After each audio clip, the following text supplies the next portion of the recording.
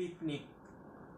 Para pelancong mengunjungi kota kami untuk menyaksikan kepedihan.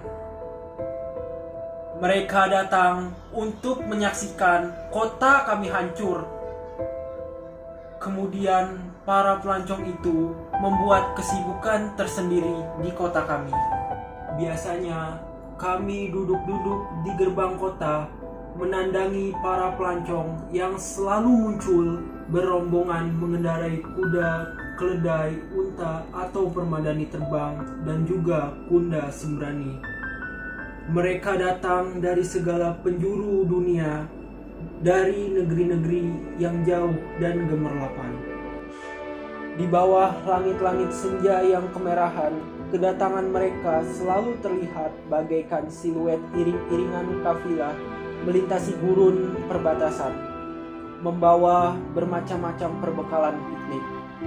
Berkarung-karung gandum yang diangkut gerobak pedati, daging asap yang digantungkan di punuk unta terlihat bergoyang-goyang, roti kering yang disimpan dalam kaleng, botol-botol cuka dan saus, biskuit dan telur asin, rendang dalam rantang, juga berdus-dus mie instan yang kadang mereka bagikan kepada kami.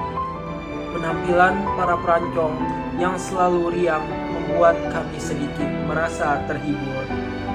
Kami menduga para pelancong itu sepertinya telah bosan dengan hidup mereka yang sudah terlampau bahagia.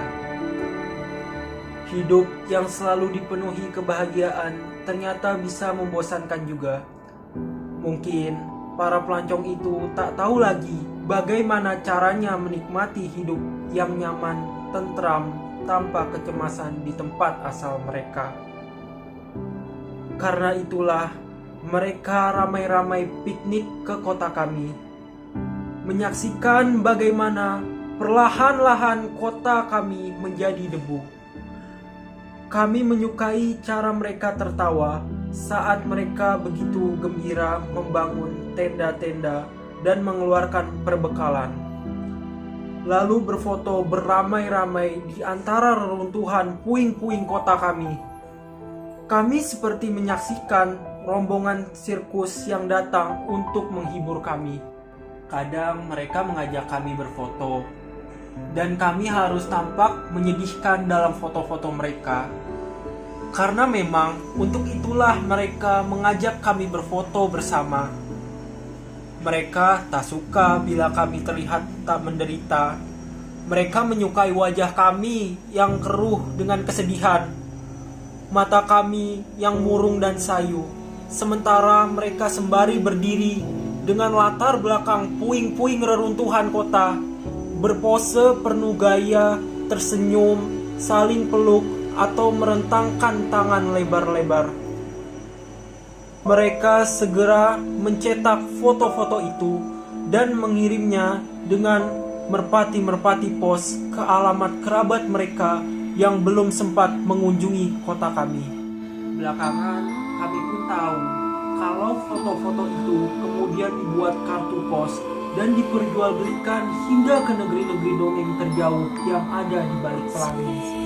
Pada kartu pos yang dikirimnya itu, para pelancong yang sudah mengunjungi kota kami selalu menuliskan kalimat-kalimat penuh ketakjuban yang menyatakan betapa terpesonanya mereka saat menyaksikan kota kami perlahan-lahan runtuh dan lenyap.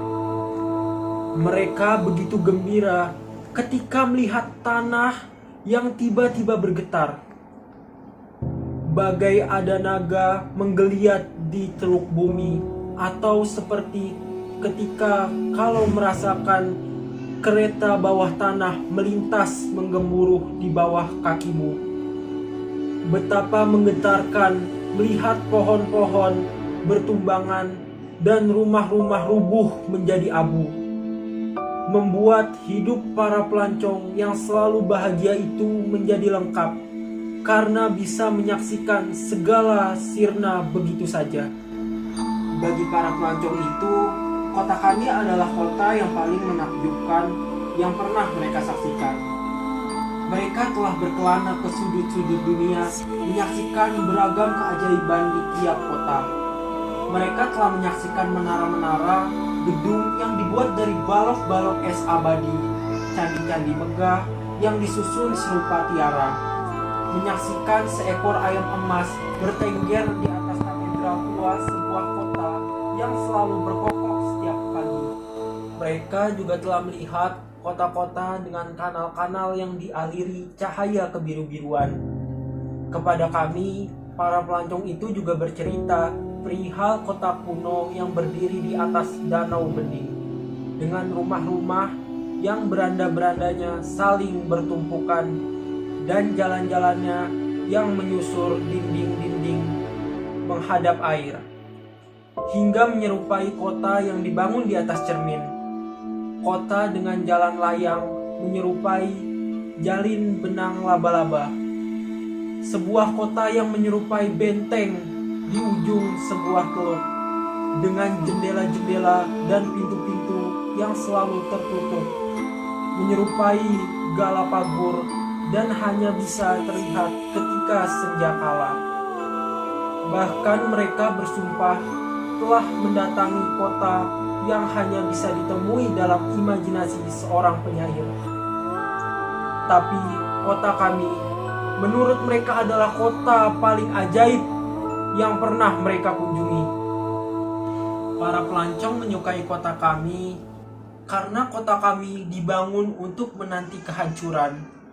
Banyak kota dibangun dengan gagasan untuk sebuah keabadian, tetapi tidak dengan kota kami. Kota kami berdiri di atas lempengan bumi yang selalu bergeser. Kalau bisa membayangkan gerumul awan yang selalu bergerak dan bertabrakan, seperti itulah tanah di mana kota kami berdiri, membuat semua bangunan di kota kami jadi terlihat selalu berubah letaknya. Barisan pepohonan seakan berjalan pelan, lorong-lorong jalan dan sungai selalu meliuk-liuk. Dan ketika sewaktu-waktu tanah terguncang, bangunan dan pepohonan di kota kami saling bertubrukan, rubuh dan runtuh menjadi serupa istana pasir yang sering kau buat di pinggir pantai ketika kau berlibur menikmati laut. Rupanya itulah pemandangan paling menakjubkan yang membuat para pelancong itu terpesona. Para pelancong itu segera menghambur berlian menuju bagian kota kami yang runtuh. Begitu mendengar kabar ada bagian kota kami yang terguncang porak-poranda, dengan headcam mereka merekam detik-detik keruntuhan itu. Mereka terpesona mendengar jerit ketakutan orang-orang yang berlarian menyelamatkan diri. Gemertak tembok-tembok retak, suara menggemuruh yang merayap dalam tanah. Itulah detik-detik paling menakjubkan bagi para pelancong yang berkunjung ke kota kami. Seolah semua itu atraksi paling spektakuler yang beruntung bisa mereka saksikan dalam hidup mereka yang terlampau bahagia. Lalu mereka memotret mayat-mayat yang tertimbun balok-balok dan batu bata, mengais reruntuhan untuk menemukan barang-barang berharga yang bisa mereka simpan sebagai kenangan. Saat malam tiba dan bintang-bintang terasa lebih jauh di langit hitam, para pelancong itu bergelombol, berdiam di seputar api unggun sembari berbagi cerita, memetik kecapi dan bernyanyi, atau rebahan di dalam tenda sembari memainkan harmonika. Dari kejauhan kami menyaksikan mereka, merasa sakit, terhibur, atau tidak terlalu merasa kesepian. Bagaimanapun kami mesti berterima kasih karena para pelancong itu mau berkunjung ke kota kami. Mereka membuat kami semakin mencintai kota kami, membuat kami tak hendak pergi mengungsi dari kota kami. Karena bila para pelancong itu menghadap kota kami adalah kota yang penuh keajaiban, kenapa kami mesti menganggap apa yang terjadi di kota kami ini sebagai malapetaka atau bencana? Seperti yang sering dikatakan para pelancong itu pada kami, setiap kota memang memiliki jiwa. Itulah yang membuat setiap kota tumbuh dengan keunikannya sendiri-sendiri, membuat setiap kota memiliki kisahnya sendiri-sendiri, keajaiban tersendiri. Setiap kota terdiri dari gedung-gedung, sungai-sungai, kabut dan cahaya serta jiwa para penghuninya yang mencintai dan mau menerima kota itu menjadi bagian dirinya. Kami sering mendengar kota-kota yang lenyap dari peradaban, runtuh tertimbun waktu. Semua itu terjadi bukan karena semata-mata seluruh bangunan kota itu hancur, tetapi lebih karena kota itu tak lagi hidup dalam jiwa penghuninya. Kami tak ingin kota kami lenyap. Meski sebagian demi sebagian dari kota kami perlahan-lahan runtuh menjadi debu. Karena itulah kami selalu membangun kembali bagian-bagian kota kami yang runtuh. Kami mendirikan kembali rumah-rumah, jembatan, sekolah, tower, dan menara rumah sakit. Menanam kembali pohon-pohon hingga di bekas reruntuhan itu kembali berdiri bangunan kota kami yang hancur. Kota kami seperti selalu muncul kembali dari reruntuhan, seperti burung phoenix yang hidup kembali dari tumpukan abu tubuhnya. Kesibukan kami membangun kembali bagian kota yang runtuh menjadi tontonan juga bagi para pelancong itu. Sembari menaiki pedati, para pelancong itu berkeliling kota menyaksikan kami yang tengah sibuk menata reruntuhan. Mereka tersenyum dan melambai ke arah kami. Seakan dengan begitu mereka telah menunjukkan simpati kepada kami. Sesekali para pelancong itu berhenti, membagikan sekerat biskuit, sepotong dendeng, sebotol minuman, atau sesendok madu. Kemudian kembali pergi untuk melihat-lihat bagian lain kota kami yang masih bergerak, bertabrakan, dan hancur. Kemudian para pelancong itu pergi dengan bermacam cerita ajaib yang akan mereka kisahkan kepada kerabat dan kenalan mereka yang belum sempat mengunjungi kota kami. Mereka akan bercerita bagaimana sebuah kota perlahan-lahan hancur dan tumbuh kembali. Sebuah kota yang akan mengingatkanmu pada yang rapuh, sementara, dan fana.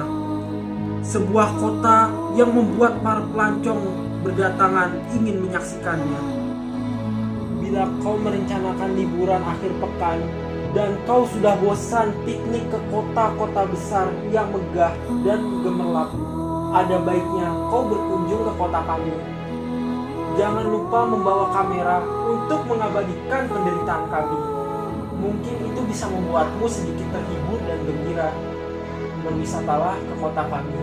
Jangan khawatir, kami pasti akan menyambut kedatanganmu dengan kalungan bunga air mata. Piknik karangan Agus Nur.